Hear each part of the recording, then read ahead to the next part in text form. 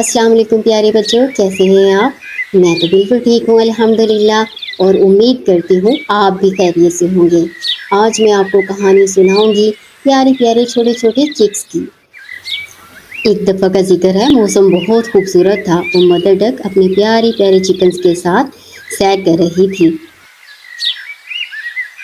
बच्चे बहुत खुश थे और खेल रहे थे कि अचानक उन्हें एक डॉगी नजर आया।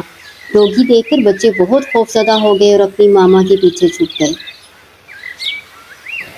मदर डक ने अपने बच्चों को तसल्ली दी और खुद डॉगी के आगे आई और कहने लगी कि मेरे बच्चे बहुत छोटे हैं, इन्हें मत खाओ, इनसे तुम्हारी भूख नहीं मिटेगी। तुम ऐसा करो, मुझे खा लो और मेरे बच्चों को जाने दो।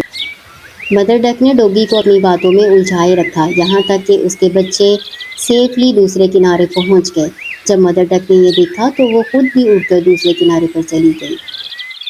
बच्चे अपनी मामा को बाहिफाजत अपनी तरफ आता देखकर बहुत खुश हुए और डॉगी वो हाथ मलता रह गया, उसे कुछ भी न मिला।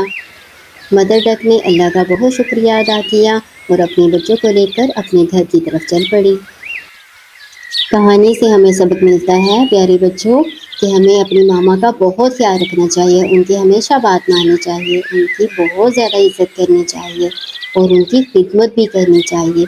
इससे अल्लाह ताला भी राज़ी होता है और हमारे नबी सल्लल्लाहु अलैहि वसल्लम का भी यही हुक्म है कि हम वालिदैन की अताअत और फरमाबरदारी करें।